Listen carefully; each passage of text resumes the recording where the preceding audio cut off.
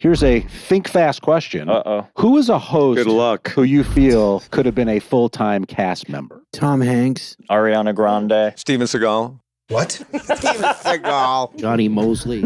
Johnny Mosley.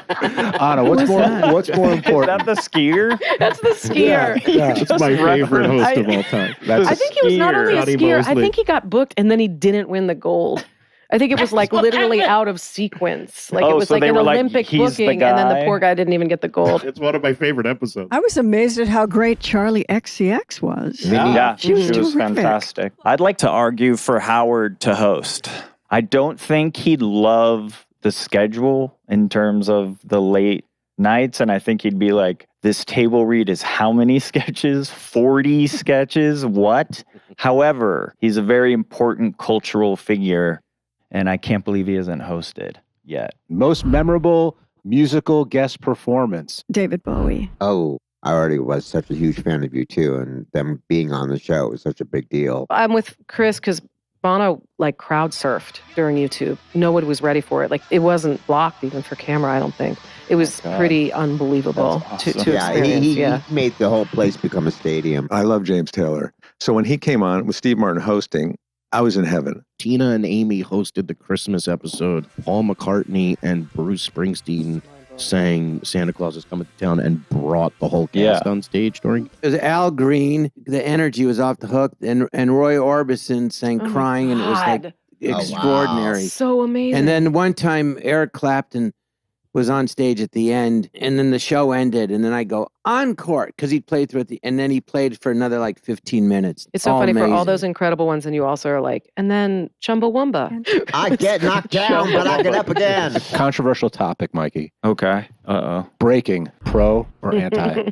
I guess my stance would be to try and remain committed and in character. And if something happens, then it happens. Beavis and Butthead, famously. That was legitimately real. Authentic. Cowbell, we were definitely legitimately laughing. Yeah, I feel like you could see somebody think- holding it in, which is 20 times funnier. I mean, watching like Rachel do Debbie Downer trying to contain herself is the funniest part. It's not watching her break. Yeah. It's watching her try not to break, if that makes sense. Lorraine, I think we had read that there was a hard and fast no breaking rule. Absolutely. Lorne, he felt that it seemed like that they did that on Carol Burnett and that we absolutely should not do it. And I'm trying to remember, I think, the first time somebody did that was when Candice Bergen was in a sketch with Gilda and called her by the wrong name. And Gilda ad-libbed something which made Candy laugh, and it was a great moment. But yeah, he really did not want us to break. And that's another reason where you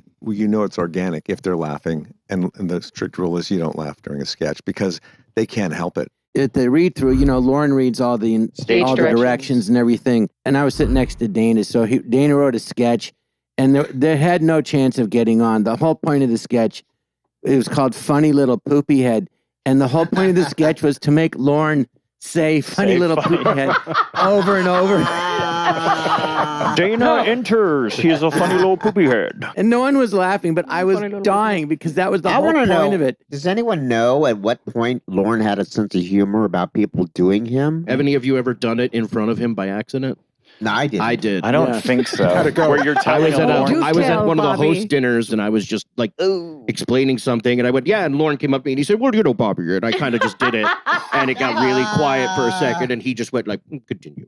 I was sitting next to Mark McKinney once when he pretended to fall asleep, like pretty obviously, while Lauren was talking about architecture from Toronto at a dinner. Like it was at a dinner, and McKinney went. Wow. I'd never seen anybody like go that boldly up against the king.